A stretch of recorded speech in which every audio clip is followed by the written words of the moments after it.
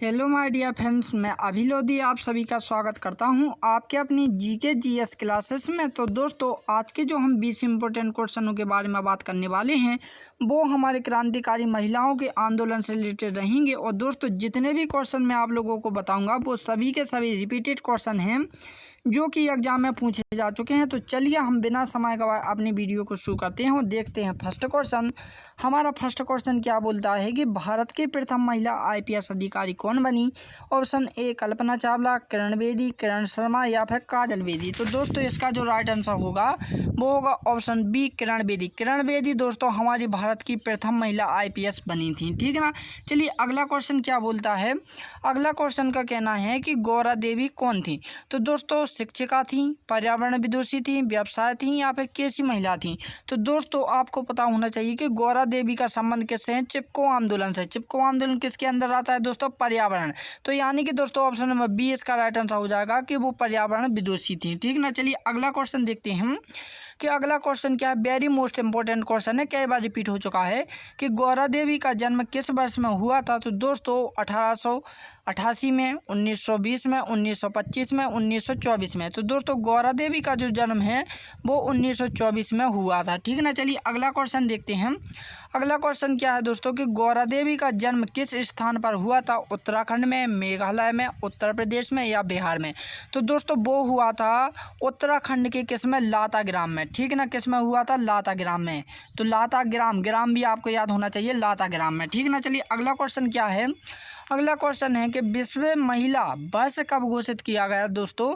तो वो किया गया है 1888 में, 1972 में, 1925 में, 1924 में। तो दोस्तों किस में किया गया? 1972 में। 1972 में विश्व महिला वर्ष घोषित किया गया है। अब दोस्तों घोषित की स्थान पर दोस्तों मनाया भी आ सकता है, ठीक ना। तो आपको बिल्कुल भी भ्रमित मत होना है।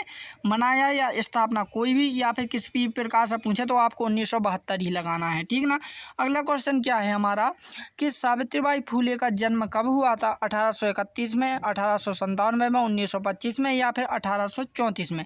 तो दोस्तों जो सावित्रीबाई फुले का जन्म है वो 1800 कब में हुआ था दोस्तों? 31 में हुआ था। तो ऑप्शन नंबर 1 इसका राइट आंसर हो जाएगा, ठीक है ना। चलिए अगला क्वेश्चन देखते हैं हम। अगला क्वेश्चन का क्या कहना है कि 24 में, ठीक ना, 2024 में महिला और बाल विकास मंत्री कौन बनी? सीता निर्मला, अन्नपूर्णा देवी, एस जयशंकर, चिराग पासवान। तो दोस्तों ऑप्शन नंबर क्या हो जाएगा? बी इसका राइट आंसर हो जाएगा कि 2024 में अन्नपूर्णा देवी महिला और बाल विकास मंत्री बनी, ठीक ना। चलिए अगला क्वेश्चन देखते हैं हम। अगला क्वेश्चन क्या है कि अंतर्राष्ट्रीय महिला दिवस कब मनाया जाता है? वेरी मोस्ट इंपॉर्टेंट क्वेश्चन है दोस्तों। 28 दिसंबर को, 15 सितंबर को, 8 मार्च को या 22 मार्च को? तो दोस्तों जो अंतर्राष्ट्रीय महिला दिवस है वो कब मनाया जाता है? 8 मार्च को। तो ऑप्शन नंबर सी इसका राइट आंसर हो जाएगा, ठीक है ना।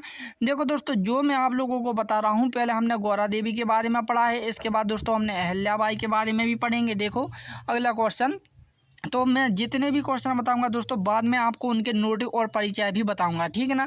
तो ऐसा नहीं है कि केवल क्वेश्चन नहीं बता रहा हूँ, मैं आपको नोट सहित बताऊंगा, ठीक ना। लेकिन पहले हम क्वेश्चनों के बारे में पढ़ लेते हैं, ठीक है ना। तो यहाँ पर क्या दिया है कि महिला सशक्तिकरण बस किस वर्ष मनाया जाता है? तो 2001 में मनाया जाता है। तो ऑप्शन नंबर बी इसका राइट आंसर हो जाएगा। अगला क्वेश्चन देखते हैं हम। अगला क्वेश्चन क्या है हमारा कि 1854, ठीक ना, के किस एक्ट में स्त्री शिक्षा पर जोर दिया गया है? तो मोनरो एक्ट पर, शिक्षा एक्ट पर, चार्ल्स वुड पर या इनमें से कोई नहीं। वेरी मोस्ट इंपॉर्टेंट क्वेश्चन है, ठीक ना ये। तो दोस्तों जो स्त्री की शिक्षा पर जो जोर दिया गया है वो चार्ल्स वुड के एक्ट पर दिया गया है, ठीक ना। चलिए अगला क्वेश्चन देखते हैं हम कि उज्ज्वल योजना प्रारंभ किस वर्ष में हुई थी? तो दोस्तों वो हुई थी 2002 में, 2014 में, 2005 में या 2007 में? तो दोस्तों वो हुई थी आपकी 2007 में, ठीक ना। तो कब हुई थी? 2007 में हुई थी उज्ज्वल योजना, ठीक ना। अगला क्वेश्चन क्या है कि भारत में महिला आयोग की स्थापना कब हुई? तो दोस्तों 1888 में, 1975 में, 1992 में, 1924 में? तो दोस्तों भारत में जो महिला आयोग की स्थापना है वो 1992 में हुई। तो ऑप्शन नंबर सी इसका राइट आंसर हो जाएगा, ठीक ना। अगला क्वेश्चन देखते हैं हम। अगला क्वेश्चन क्या कह रहा है हमारा कि महिलाओं द्वारा चिपको आंदोलन कब हुआ? तो दोस्तों वो 1972 में, 1975 में, 1992 में, 1924 में? तो दोस्तों जो महिलाओं द्वारा चिपको आंदोलन जो शुरू हुआ था दोस्तों वो 1972 में हुआ था। और कब तक चला था दोस्तों? 1974 तक चला था, ठीक ना। तो 1972 से लेकर दोस्तों 1974 तक क्या माना जाता है, चिपको आंदोलन माना जाता है। ठीक ना, चलिए अगला क्वेश्चन देखते हैं हम।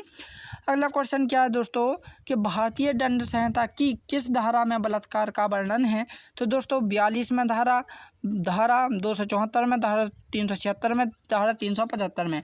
तो दोस्तों जो धारा बलात्कार है, ठीक ना, यानी जो बलात्कार है दोस्तों उसका जो वर्णन है वो किस में है, 375 में। धारा किस में, 375 में।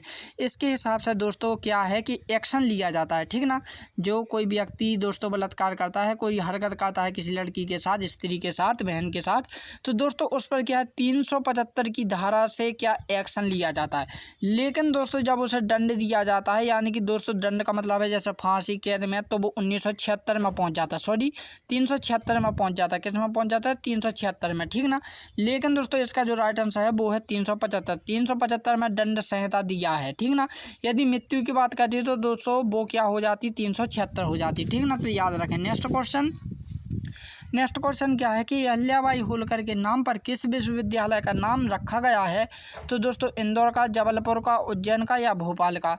तो दोस्तों इसका जो राइट आंसर है वो हो जाएगा ऑप्शन ए, इंदौर का। ठीक है ना, कहाँ का हो जाएगा, इंदौर का नाम अहिल्याबाई होलकर के नाम से रखा गया है। ठीक ना, अगला क्वेश्चन देखते हैं हम। अगला क्वेश्चन क्या बोल रहा है कि रानी दुर्गावती की मृत्यु कब हुई थी? तो 1972 में, 1969 में, 1554 में या फिर 1601 में।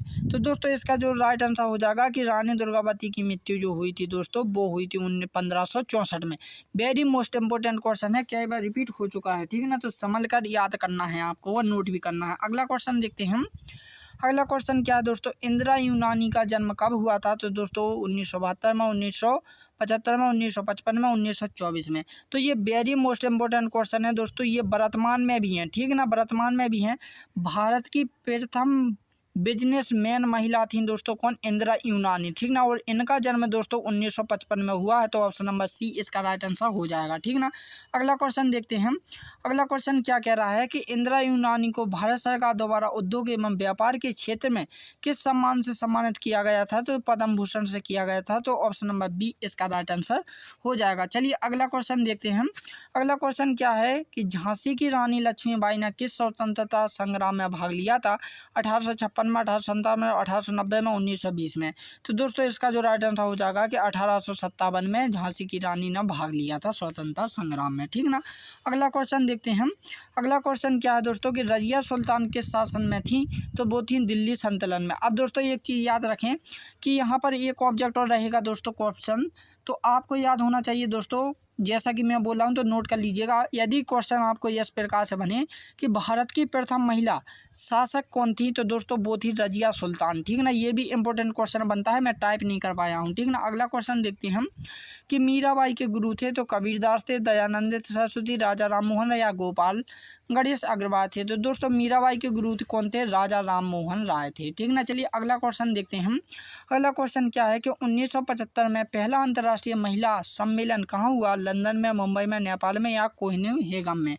तो दोस्तों ऑप्शन नंबर डी इसका राइट आंसर हो जाएगा कोपेनहेगन में। ठीक ना, तो दोस्तों जितने भी मैंने क्वेश्चन बताए हैं वो मैंने आपके सामने रख दिए हैं। तो ये क्वेश्चन जो है दोस्तों आपको किसके रूम में है? कमेंट के रूम में। अब जैसा कि मैंने कहा था कि आप लोगों को नोट भी बताऊंगा, तो नोट दोस्तों आप देख सकते हैं स्क्रीन पर। ठीक ना, तो पहला जो नोट रहेगा दोस्तों वो गौरा देवी के ऊपर रहेगा। ठीक ना, जो गौरा देवी का जन्म है पूरी डिटेल से यहाँ से आपको क्या क्या नोट करने हैं वो भी मैं बता देता हूँ। तो यहाँ से जैसे कि उनका जन्म पूछेगा तो आपको जन्म यहाँ पर नोट कर लेना है। ठीक ना, यदि उनकी मृत्यु के बारे में यानी कि उनके विवाह के बारे में पूछा जाए कि वो कितने वर्ष में विवाहित हो गई थी, तो 12 वर्ष में। उनकी पति की मृत्यु कितने बाद हो गई थी दोस्तों? 10 वर्ष बाद। ठीक ना, वो कहाँ की अध्यक्ष बनी थी? ठीक ना, तो इस प्रकार से दोस्तों आपको ये सभी के सभी स्क्रीनशॉट ले लीजिएगा, उनकी मृत्यु, जन्म, ठीक ना, उनकी स्थापना, उनका त्याग, उनका सब कुछ यहाँ पर नोट कर लीजिएगा। ठीक ना, नेक्स्ट नोट है सावित्रीबाई फुले का।